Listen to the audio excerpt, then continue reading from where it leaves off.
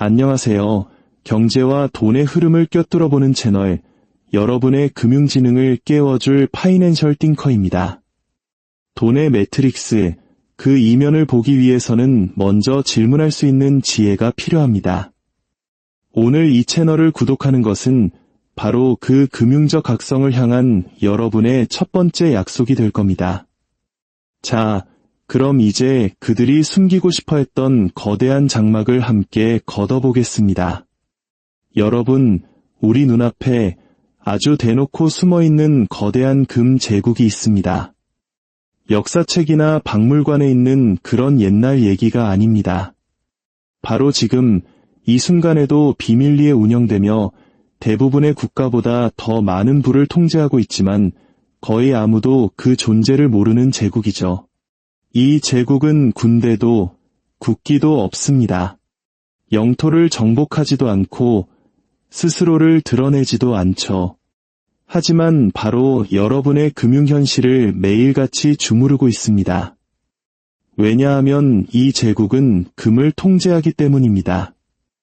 여러분이 동네 금은방에서 살 수 있는 그런 금 말고요. 각국 통화의 가치를 보증하고 국가 간의 빚을 청산하며 정부 고위 관료들조차 평생 구경도 못해볼 깊은 지하 금고에 잠들어 있는 바로 그 금입니다. 이것은 여러분이 단 한 번도 들어본 적 없는 세상에서 가장 강력한 금융기관에 대한 이야기입니다. 도둑맞고 숨겨지고 지난 80년간 세계 경제를 통제하는 데 사용된 금으로 세워진 제국의 이야기죠. 여러분이 이 제국에 대해 모르는 이유는 간단합니다. 만약 여러분이 그들이 가진 힘이 얼마나 막강한지, 그리고 그 힘으로 무슨 짓을 저질렀는지 알게 된다면 여러분의 돈, 여러분의 저축, 여러분의 모든 금융적 미래가 사실은 그 어떤 정부에도 속하지 않고 그 어떤 법도 따르지 않으며 절대적인 비밀 속에서 움직이는 조직에 의해 조작되어 왔다는 사실을 깨닫게 될 테니까요. 이것이 바로 숨겨진 금 제국의 이야기입니다. 그리고 일단 그 실체를 보고 나면 여러분은 다시는 이전과 같은 방식으로 돈을 바라볼 수 없게 될 겁니다. 이야기는 한 건물에서 시작됩니다. 스위스 바젤, 첸트랄반 플라츠 2번가, 유럽 어디에서나 볼 수 있는 평범한 18층짜리 오피스 빌딩입니다. 세련되고 깨끗하고 아무런 특징이 없죠. 아마 1000번을 지나쳐도 아무 생각 없이 지나칠 겁니다. 하지만 저 건물 안에는 미국 연방준비제도, 유럽중앙은행, 그리고 국제통화기금을 모두 합친 것보다 더 막강한 힘을 가진 조직이 들어있습니다. 바로 국제결제은행, BIS입니다. 말 그대로 중앙은행들의 중앙은행이죠. 2달에 한 번씩 전 세계에서 가장 강력한 중앙은행의 총재들이 비밀회의를 위해 이곳 바젤로 날아옵니다. 언론도 없고 공개 회의록도 없으며 그 어떤 책임도 지지 않는 회의죠. 미 연준 의장, 유럽중앙은행 총재, 영란은행 총재, 일본은행 총재, 이 세계 경제의 어벤져스들이 이 건물에 모여 통화정책을 조율하고 외환 위기를 관리하며 수십억 명의 삶에 영향을 미칠 결정을 내립니다. 그리고 그들이 하는 모든 일의 중심에는 바로 금이 있습니다. 왜냐하면 BIS는 단순히 통화만 관리하는 것이 아니기 때문입니다. 이곳은 각국의 공식 보유고를 제외하고 가장 많은 금을 관리하는 곳입니다. 중앙은행들을 대신해 금을 보관하고 국가 간의 금을 거래하며 국제거래를 금으로 결제하죠. 그리고 이 일을 1930년부터 그 어떤 단일 정부의 손길도 닿지 않는 그림자 속에서 계속해왔습니다. BIS는 원래 1차 세계대전 이후 독일의 전쟁 배상금 문제를 처리하기 위해 만들어졌습니다. 하지만 그 진짜 목적은 순식간에 훨씬 더 어두운 것이 되었습니다. 바로 국가간금 거래의 청산소, 즉 대중이 전혀 모르게 중앙은행들이 금을 옮길 수 있는 비밀 통로가 된 것이죠. 더 충격적인 사실은 2차 세계대전 중에도 BIS는 계속 운영되었다는 겁니다. 심지어 전쟁 중인 나치와 연합군 사이의 금 거래를 중개하기까지 했습니다. 한번 상상해보세요. 전장에선 젊은 병사들이 피를 흘리며 죽어가고 도시는 폭격으로 불타고 있는데 양측의 중앙은행가들은 BIS를 통해 여전히 비즈니스를 하고 있었던 겁니다. 금을 거래하고 계좌를 정산하면서 말이죠. 왜냐고요? 그들에게는 전쟁 그 자체보다 금융 시스템을 유지하는 것이 더 중요했기 때문입니다. 이건 음모론이 아닙니다. 명백히 기록된 역사입니다. BIS는 나치가 점령국에서 약탈한 금을 받았습니다. 유대인들에게서, 다른 중앙은행들에게서, 나치가 강탈할 수 있었던 모든 이들에게서 훔친 금을 말이죠. 그리고 BIS는 이 피 묻은 금을 세탁하고 합법적인 자산으로 둔갑시켜 국제 금융 시스템으로 흘려보냈습니다. 전쟁이 끝난 후 BIS를 폐쇄하고 관련자들을 기소해야 한다는 목소리가 높았습니다. 하지만 놀랍게도 BIS는 보호받았습니다. 왜일까요? 모든 강대국이 이 기구를 필요로 했기 때문입니다. 대중의 감시 없이 금을 옮기고 통화를 관리하며 비밀 거래를 할 수 있는 중립지대가 필요했던 거죠. 그렇게 BIS는 살아남았고 더욱더 강력해졌습니다. 자, 이제 이 금 제국이 진정으로 탄생한 순간으로 돌아가 보죠. 1944년 7월 미국 뉴햄프셔주 브레튼우즈 44개국 대표들이 모여 전후 세계 금융 시스템을 새로 설계합니다. 그리고 그 시스템의 심장에는 하나의 약속이 있었습니다. 바로 미국이 달러를 금으로 보증하겠다는 약속이었죠. 다른 국가들은 자국 통화를 달러에 고정시키고 그들의 금 보유고는 BIS와 미 연준의 조율하에 관리하기로 했습니다. 공식적인 이야기는 미국이 포트녹스와 몇몇 금고에 세계 금의 대부분을 보관했다는 것입니다.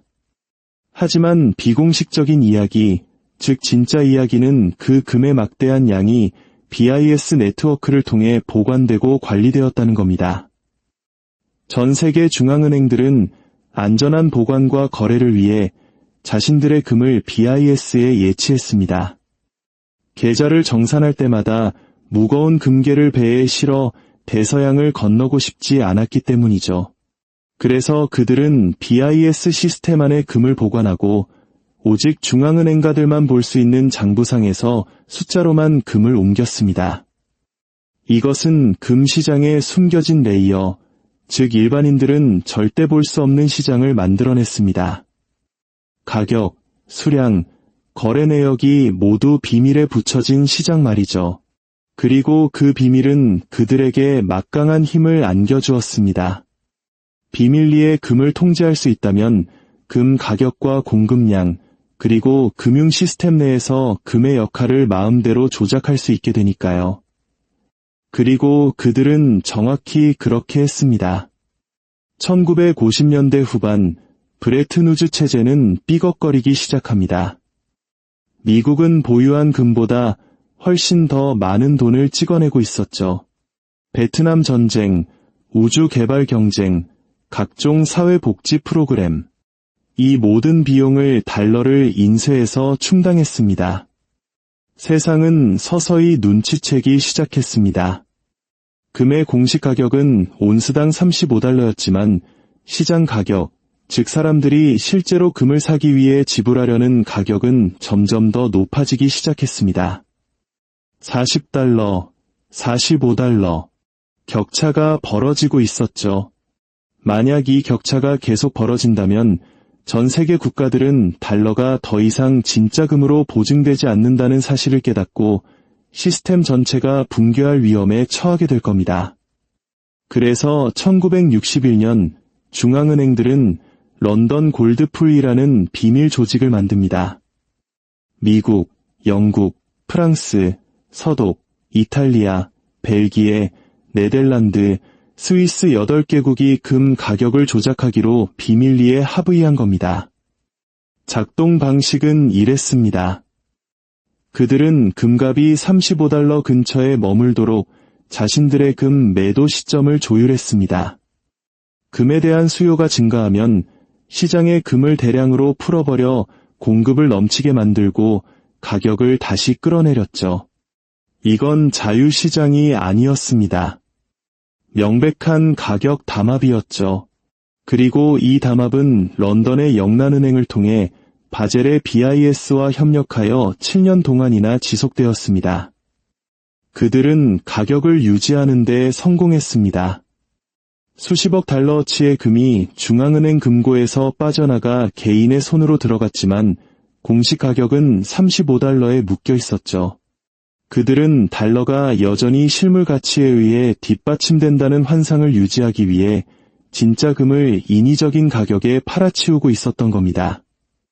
하지만 문제가 생겼습니다. 금이 바닥나기 시작한 거죠. 1960년대 중반 미국의 금 보유고는 맹렬한 속도로 줄어들고 있었습니다. 그리고 한 나라가 이들의 허풍의 정면으로 도전장을 내밀었습니다. 바로 프랑스였습니다. 프랑스의 대통령 샤를 드골은 숫자를 보고 미국인들이 거짓말을 하고 있다는 것을 간파했습니다. 1965년 그는 프랑스 중앙은행의 달러를 금으로 바꿔서 파리로 실어오라고 명령합니다. 그는 프랑스 군함을 대서양 건너 뉴욕 연준으로 보내 금괴를 직접 실어왔습니다. 다른 나라들도 이 광경을 지켜봤습니다. 독일이 달러를 금으로 바꾸기 시작했고 스위스도 동참했습니다. 금이 썰물처럼 빠져나가자 런던 골드풀은 더 이상 버틸 수 없었습니다. 1968년 런던 골드풀은 붕괴했습니다. 중앙은행들은 더 이상 금 가격을 통제할 수 없다고 실토했죠. 시장 가격은 폭등했고 브레튼우즈 시스템 전체가 사기극이었음이 드러났습니다. 7년 동안 그들은 달러를 지키기 위해 금을 조작했습니다. 그리고 더 이상 조작할 수 없게 되자 게임의 규칙 자체를 바꿔야만 했습니다. 3년 뒤인 1971년 닉슨 대통령은 금 태환 중단을 선언합니다. 더 이상 달러를 금으로 바꿔주지 않겠다는 선언이었죠. 달러는 순수한 신용화폐, 즉 피아트 머니가 되었고 금은 공식적으로 화폐 시스템에서 쫓겨났습니다. 적어도 그들이 여러분에게 해준 이야기는 여기까지입니다. 하지만 진짜 비밀은 이겁니다. 금은 단 한 번도 시스템을 떠난 적이 없습니다. 중앙은행들은 여전히 수천 톤의 금을 보유하고 있습니다. BIS는 여전히 그 금을 관리하고 중앙은행들끼리 거래하며 특정 국제계좌를 정산하는 데 사용합니다. 유일한 차이점은 이제 더 이상 여러분에게 그 사실을 말해주지 않는다는 것뿐입니다. 그리고 그들은 금이 시대에 뒤떨어진 야만적인 유물이나 편집증 환자들이나 사는 예쁜 돌멩이라고 여러분을 설득하기 위해 아주 열심히 노력하고 있죠. 하지만 금이 그렇게 쓸모없다면 왜 중앙은행들은 아직도 필사적으로 금을 쌓아두고 있을까요? 미국은 공식적으로 세계 최대 규모인 8,000톤의 금을 보유하고 있다고 주장합니다. 독일은 약 3,000톤, IMF도 약 3,000톤을 가지고 있죠. 중국은 공식적으로 약 2,000톤을 보고했지만 많은 전문가들은 실제 수치가 훨씬 더 높을 것이라고 믿습니다. 러시아는 지난 20년간 공격적으로 금을 매입해 현재 2,000톤 이상을 보유하고 있습니다. 이 모든 국가와 기관들은 금이 중요하지 않다고 말합니다. 하지만 그들은 금을 보유하고 지키며 절대 전부 팔지 않습니다. 왜일까요? 금이야말로 최후의 준비 자산이기 때문입니다. 다른 모든 것이 실패하고 통화가 붕괴하고 신뢰가 무너졌을 때 마지막까지 남는 것이 바로 금이라는 것을 그들은 알고 있습니다. 자, 이제 이야기는 포트녹스로 향합니다. 미스터리가 더욱 깊어지는 곳이죠. 포트녹스는 미국이 보유한 금의 대부분인 4,000톤을 켄터키주 지하 금고에 보관하고 있는 곳으로 알려져 있습니다. 미 육군이 경비를 서고 겹겹의 보안장치로 보호받고 있죠. 문제는 그 금을 실제로 본 사람이 거의 없다는 겁니다. 포트녹스에 대한 마지막 공개 감사는 1953년, 무려 70년 전에 있었습니다. 그 이후로 금은 출입금지 구역이 되었습니다. 국회의원들이 감사를 요구하고 회계감사관들이 접근을 요청했지만 모두 거부당했습니다. 1974년에 소수의 기자단과 의원들에게 아주 짧고 통제된 견학이 허용된 적이 있지만 그들은 몇 개의 금괴를 보고 모든 것이 괜찮다는 말을 들었을 뿐입니다. 독립적인 감사나 순도, 무게, 수량에 대한 검증은 전혀 없었죠. 그저 우리를 믿으세요. 금은 거기 있으니까요 라는 말뿐이었습니다. 하지만 만약 그곳에 금이 없다면 어떨까요? 만약 런던 골드풀 시절에 일부가 팔려나갔다면? 일부가 금괴은행에 임대된 후 다시 돌아오지 않았다면? 금고에 공식적인 8,000톤보다 훨씬 적은 양만 남아있다면요? 이건 편집증이 아닙니다. 중앙은행들이 실제로 저질렀던 과거의 역사에 기반한 합리적인 의심입니다. 그들은 7년 동안 비밀리에 금을 조작했고 달러의 가치에 대해 거짓말을 했으며 거짓말을 더 이상 유지할 수 없게 되자 게임의 판을 엎어버렸습니다. 그런 그들의 말을 지금 와서 어떻게 믿을 수 있겠습니까? 가장 설득력 있는 시나리오는 이렇습니다. 포트녹스의 금은 설령 아직 그곳에 있다 하더라도 더 이상 미국 정부가 온전히 소유한 것이 아닐 수 있습니다. 일부는 BIS 네트워크나 다른 중앙은행에 임대되거나 수합되거나 담보로 잡혀 있을 수 있죠. 금괴는 물리적으로 켄터키에 있지만 그 소유권은 매우 복잡하게 얽혀 있을 겁니다.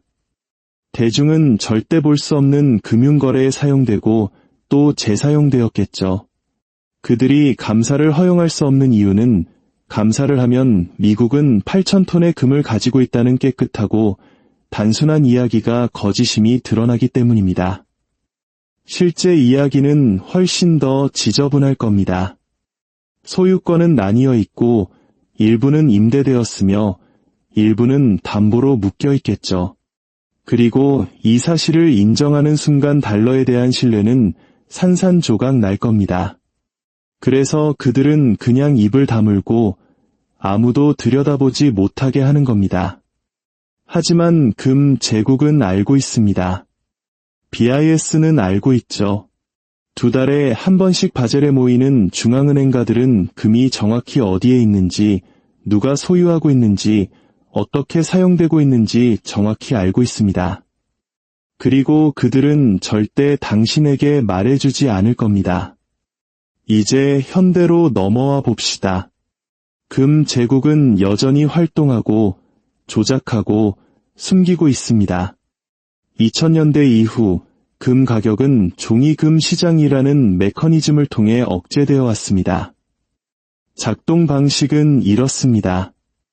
여러분은 실물금, 즉 진짜 금괴나 금화를 살 수 있습니다. 하지만 대부분의 금 거래는 종이 위에서 일어납니다. 선물 계약, ETF, 파생상품 같은 것들이죠. 여러분은 진짜 금을 사는 게 아니라 원한다면 금을 받을 수 있다는 약속을 사는 겁니다. 이 종이금의 기막힌 점은 실제로 존재하는 실물금보다 훨씬 더 많은 양을 만들어낼 수 있다는 겁니다. 분석가들에 따르면 실물금 1온스당 100개가 넘는 종이 소유권이 존재한다고 합니다. 즉, 종이금을 가진 모든 사람이 동시에 실물 인도를 요구한다면 시스템은 즉시 붕괴할 겁니다. 약속을 지킬 만큼의 실물 금이 없기 때문이죠. 하지만 대부분의 사람들이 실물 인도를 요구하지 않고 종이만 거래하는 한 이 환상은 유지되고 가격은 통제될 수 있습니다. 금 가격이 너무 빨리 올라 달러 약세나 인플레이션의 신호를 보내려 하면 JP모건이나 HSBC 같은 거대 은행들이 선물 시장에 막대한 양의 종이 금을 쏟아붓습니다. 실물금은 단 1g도 움직이지 않았지만 시장에는 공급이 넘쳐나게 되고 가격은 떨어집니다. 그리고 금은 안전자산이 아니다. 달러는 괜찮다. 모든 것이 통제되고 있다는 신호가 보내지는 거죠. 이러한 조작은 여러 차례 문서로 확인되었습니다. 은행들은 금 시장을 조작한 혐의로 소액의 벌금을 부과받기도 했죠. 하지만 이러한 관행은 계속됩니다.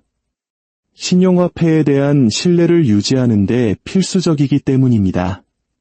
그리고 이 모든 것의 배후에서 중앙은행 간의 실물금 흐름을 조율하고 촉진하고 관리하는 것이 바로 BIS입니다.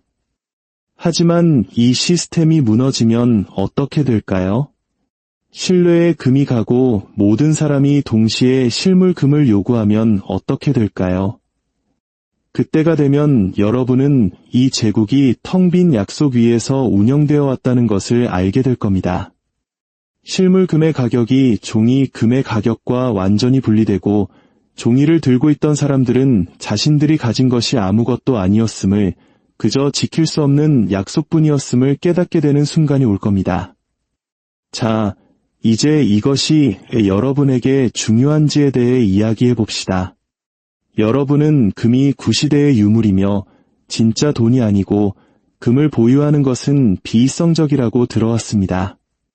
하지만 세계에서 가장 부유하고 강력한 기관들, BIS, 중앙은행, 억만장자들은 모두 금을 보유하고 있습니다. 조용히 사들이고 있죠. 러시아는 10년 만에 600톤을 추가했고 중국은 20년 동안 금을 사들이며 실제 수치를 숨기고 있습니다. 전 세계 중앙은행들은 1960년대 이후 볼 수 없었던 수준으로 금을 순매수하고 있습니다. 그들은 무언가를 준비하고 있습니다. 그들이 편집증 환자라서가 아닙니다. 이 종이돈 시스템이 지속 불가능하다는 것을 알기 때문입니다. 빚은 절대 갚을 수 없다는 것을, 통화는 가치가 사라질 때까지 계속 인쇄될 것이라는 것을 알고 있습니다.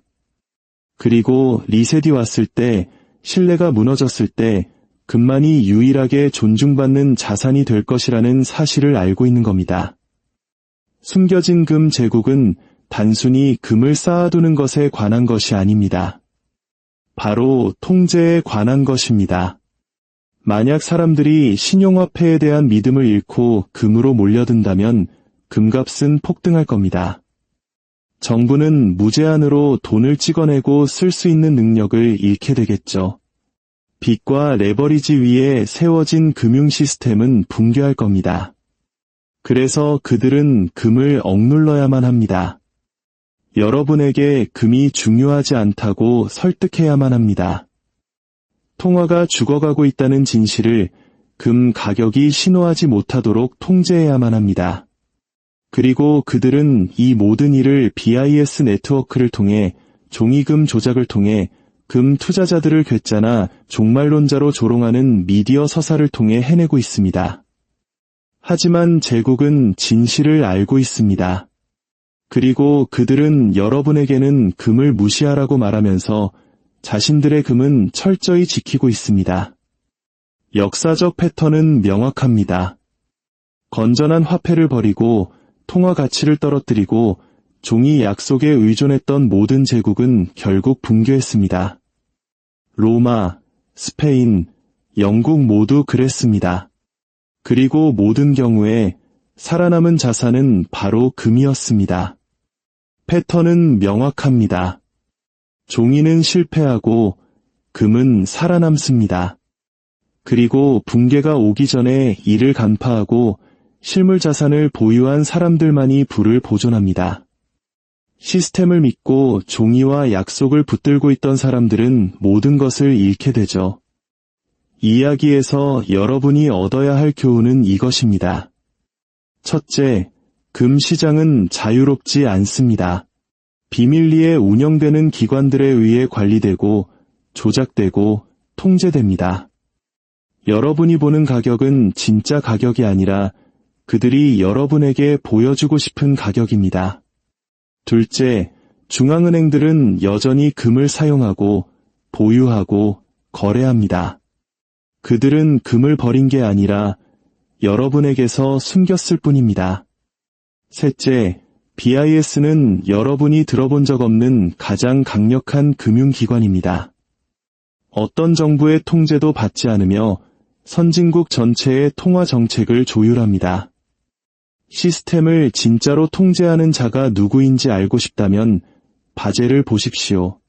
넷째, 종이금 시장은 카드집과 같습니다. 아무도 실물 인도를 요구하지 않는 한 작동하지만 신뢰가 무너지고 사람들이 진짜 금속을 요구할 때 시스템은 붕괴하고 실물금의 가격은 종이 약속과 완전히 분리될 겁니다. 모든 것이 비밀에 붙여져 있다는 사실, 그것이 모든 것을 말해줍니다. 만약 금이 중요하지 않다면 숨길 이유가 없을 겁니다. 그들이 금을 억누르고 조롱하고 여러분을 멀리하게 하려고 그토록 애쓴다는 사실 자체가 금이야말로 그들이 두려워하는 유일한 자산임을 드러내는 것입니다. 왜냐하면 금은 진실이기 때문입니다. 그것은 실제하고 희소하며 인쇄될 수 없습니다. 당신이 금을 보유할 때 당신은 그들의 시스템 밖에 있는 것, 그들이 평가절하할 수 없는 것, 그들이 통제할 수 없는 것을 보유하는 겁니다. 그리고 그것이 바로 그들이 당신이 금을 갖기를 원하지 않는 이유입니다. 숨겨진 금 제국은 실제합니다. 그리고 이 모든 것이 완벽한 비밀 속에서 이루어집니다. 여러분은 이 제국의 존재를 결코 알지 못하도록 되어 있었습니다. 종이를 믿고, 은행을 믿고, 시스템을 믿도록 말이죠. 하지만 역사는 종이 위에 세워진 시스템은 언제나 실패한다는 것을 반복해서 보여주었습니다. 그리고 그들이 실패할 때 남는 것은 금이었습니다. 제국은 이것을 알고 있습니다.